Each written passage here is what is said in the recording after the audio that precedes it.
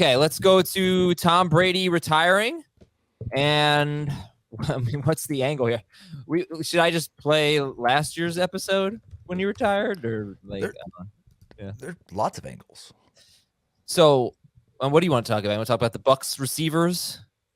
I think the two big ones are the Bucs receivers, and like we already didn't have enough starting quarterbacks in the NFL. This is one fewer guy to fill the a third of the league who needs a new quarterback. It's a good time to be Jimmy Garoppolo. Derek Carr.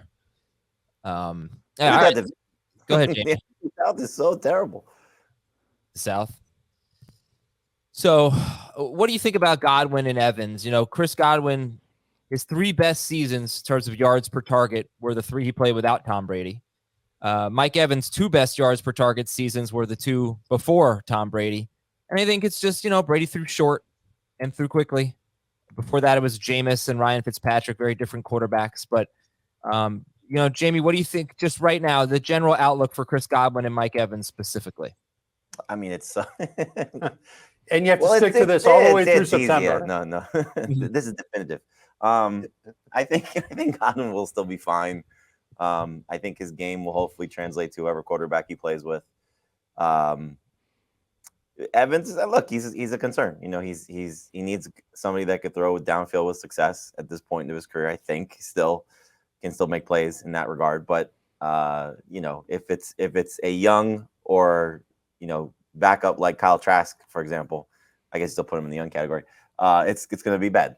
So Garoppolo would be fine. Derek Carr would be fine for those guys. It's not exciting. It's not oh my gosh, they have to overspend for those type of receivers. But you're losing a guy that has made these guys very successful for the last 3 seasons. So that's not fun. Do we think that both Evans and Godwin are on the Bucs next year? That's what I was going to say. I think Godwin is, but I wonder if Evans is not, because there will be teams that are looking for those types of downfield wide receivers, certainly big wide receivers like Mike Evans, and the Bucs could have some cap issues, and they could alleviate some of it. Some of it they need to restructure Brady's deal, and that will get done. But some of it could be by moving on from Evans.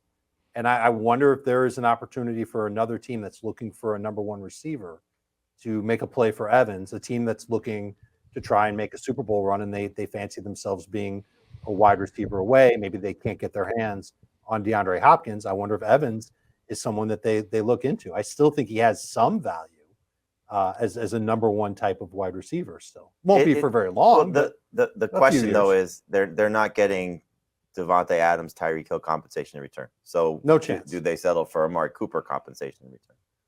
And so if it helps their cap and they know they're rebuilding, if that's the move, then yes. But if it's just to alleviate cap concerns, I mean, he's somebody I would think that's a Tampa Bay Buccaneer for life. But you would have said the same thing about Adams. It would have said the same thing about Tom Brady when he was with the Patriots. But that was his choice to leave.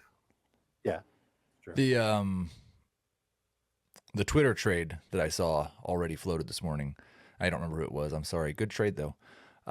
Chris Godwin, number 19, and a 2024 first. Oh, wow. For number 1. Who would take that? Well, I guess it's 2-1.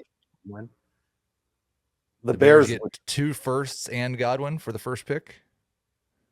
I don't know. That's a big drop from 1 to 19. That's still a big haul, though. If that's a better haul than what they could get trading with Houston or Indy, then maybe that's the move they make. Houston is almost certainly not moving up in trade. I don't think they need to, but unless Indy they really could, love and Carolina could too from 9. Oh, well, by the way, you're saying Amari Cooper compensation, that was a 5th round pick and a swap of 6th round picks for Amari Cooper. So I think they'll do better than that.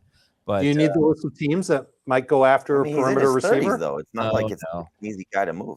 Plus, I feel like they'll do better than that. That was such little compensation. But yeah, I mean, they're just giving people context. You said, I mean, I had forgotten. I had to look it up. I didn't exactly remember what the Browns had given up for Amari Cooper. Cowboys fans remember. Yeah. Denver acquired Sean Payton for a 3rd round pick in 2024 for a 1st round pick. What? What'd I do? Dave goes, that's it. We're done with Brady. I mean, what do you want me to say? We don't have to be done with Brady. You want to keep talking about Brady? Well, I'd like to know what this means for K-Dot and Adam. Now you're making fun of me for moving on. Like, I don't get it. Am I supposed to talk more about him, or am I supposed to talk about the situation? I don't Tom Brady is done, and we spend a couple of minutes on the receivers, and now we're on to Sean Payton and what it means for Russell Wilson. Oh my God, he's the greatest quarterback ever. Okay, great. He retired again. If it were the first time he were retiring, fine. Listen to him. I ran a Twitter poll at him. Let's see how well you can guess the results. Will Tom Brady play another snap in the NFL? Yes or no? And No. see results, of course. Yeah. I voted see results. No. I'd vote no, and I'll say no was 71%. That was pretty good. I think it was 74 no, 20 yes. do any of you think we should be stashing him in a dynasty league just in case he comes back? Oh, I wouldn't drop him. Not yet. Okay. Yeah, you got plenty of time to make that move. But